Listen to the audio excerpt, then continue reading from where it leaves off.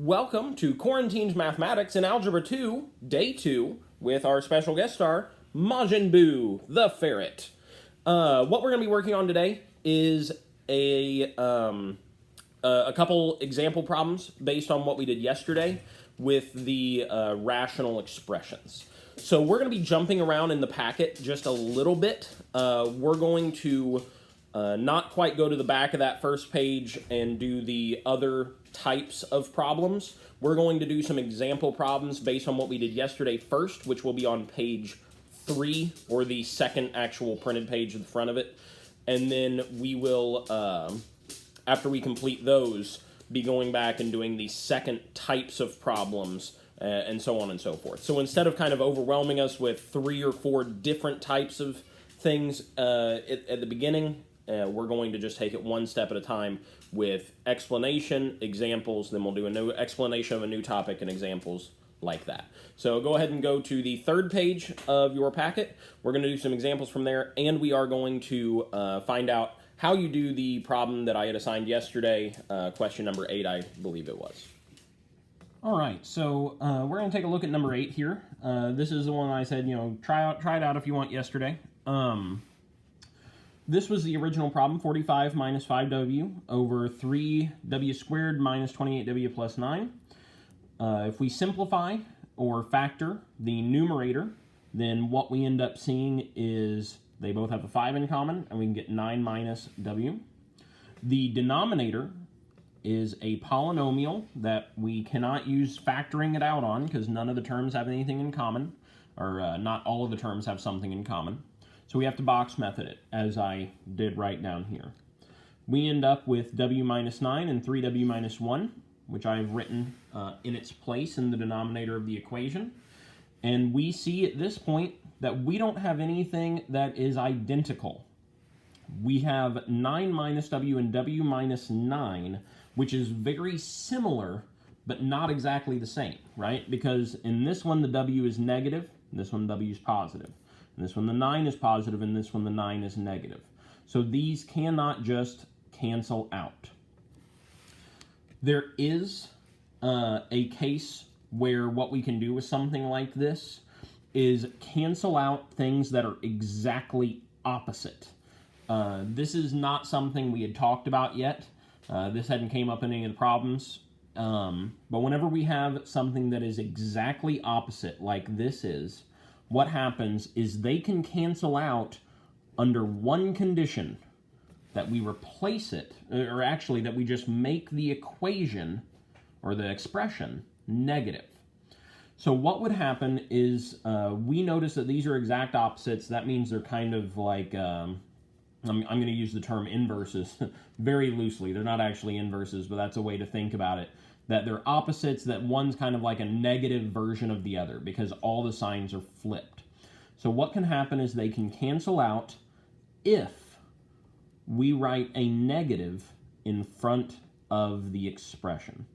So we would have a negative 5 over 3w minus 1.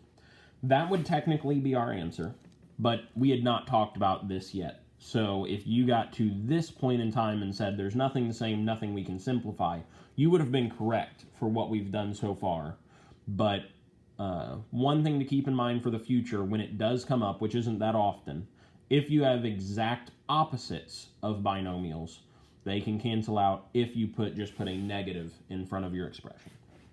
Okay, so that was problem 8 from yesterday. We're going to take a look at problems 2 and 6 from the third page of the packet.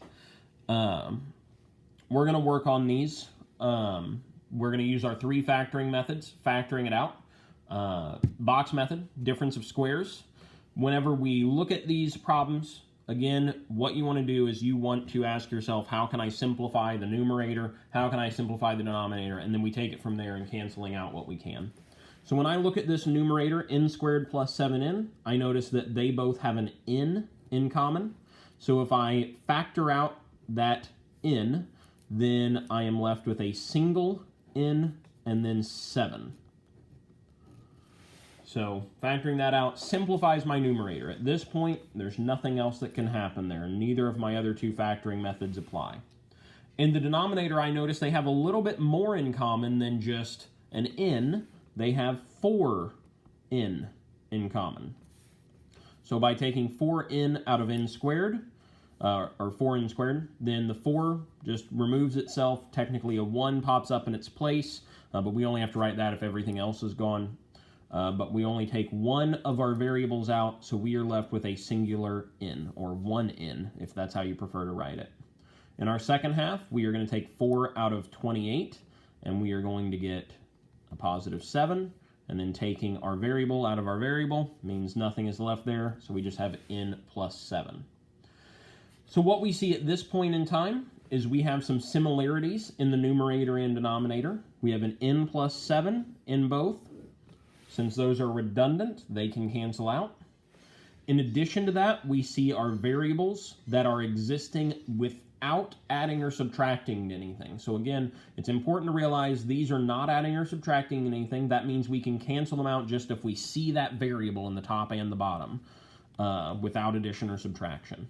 So since we do have that, an n in the numerator and an n in the denominator, they can cancel out, which leaves us with just a 4 in the denominator. Now, if we take a look, everything is gone from our numerator. That doesn't mean we have 0 left in the numerator. That doesn't mean we just ignore the numerator completely.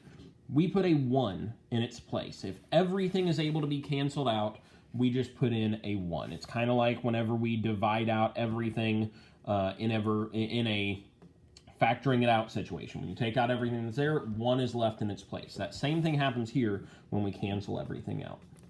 In the denominator, the only thing that we have not canceled out is that 4. So 4 is going to be our answer to this, and that's actually just what we're going to get to plug in there.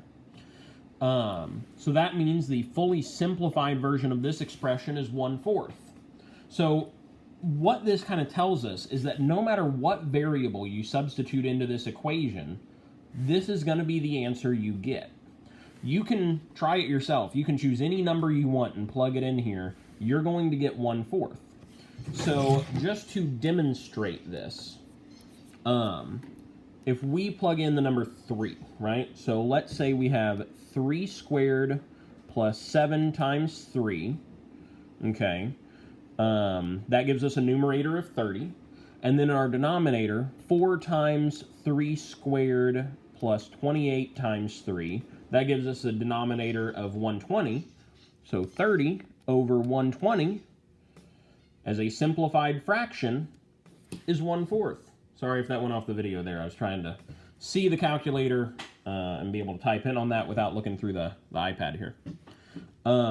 So again, no matter what we plug in, you can try any number at home if you want. You can plug in 146, you can plug in 1,000,000, and you're going to get an answer of 1/4 to that equation. That's what this simplification does, is it removes all the unnecessary stuff and tells us this is just what you're going to get. Sometimes all the variables are going to be gone like here and says no matter what variable you plug in, you get this answer.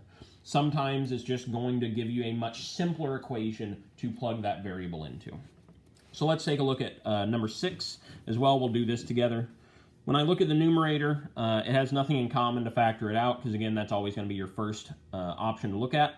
So I'm going to look at difference of squares because both of these are perfect squares and they are subtracting. So I'm going to write 2 binomials that are technically what we call conjugates, one that is adding, one that is subtracting. And in the first place, I'm going to put the square root of our first term, so y. And in the second one, I'm going to put the square root of our second term, so 6. So y plus 6, y minus 6. That's going to become our numerator. When I look at the denominator, I ask myself, can I factor anything out? Again, this is a case where the answer is no. They don't all have the same variable. They don't all have the same number. Nothing we can do there. So we're going to resort to box methoding this. I'm going to go ahead and draw my box, put my first term, 5y squared in the first box, put my last term, negative 24, in the last box. These will multiply. Now, 5 times negative 24 is going to be negative 120y squared, and I need factors of negative 120y squared that add up to negative 26y, because that is my middle term. So thinking about this, it's probably going to be the number My first thought was 20 and 6, because 20 times 6 is 120, but there's no combination of negatives. You know, negative 20 and negative 6 would make negative 26, but negative 20 and negative 6 would make positive 120. So unfortunately, those aren't going to work. So I got to resort to something different. So I'm thinking 30y and negative 4y. 30 times negative 4 is negative 120. 30 minus 4 is negative 26. So that's going to be my two factors. So 30y, negative 4y. I'm going to drag out my signs. That is a positive 30. That is a negative 4.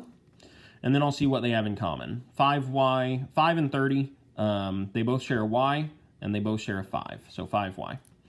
4y and 24 both share a 4.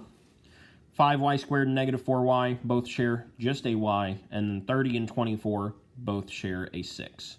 So we end up with 5y minus 4 and y plus 6. From this, we see some redundancies in the numerator and denominator, specifically the y plus 6. They can be eliminated, since these have addition and subtraction and they are not the same in their entirety. Then there's nothing we can do there. So what we ultimately end up saying is just y minus 6 over 5y minus 4. And that is our final answer. This is the couple more examples that I wanted us to do on this second page of the document. This page right here, in case you don't have that in front of you, it's page 3. What I would like you guys to do, since we did 2 and 6, I want you guys to do 1, 3, and 5. Those are the 3 that I'll want you guys to do. If you have specific questions on them, something really throws you off, let me know. Keep in mind on number 1 that, you know, there's actually not any factoring that has to happen here. It's purely just simplifying some of the redundancies. But try out these. If you have questions, let me know, and then we can talk about them on Monday. But otherwise, my intention for Monday is for us to move on to the back of that first page, which is multiplying rational expressions. So with that, I will see you guys Monday.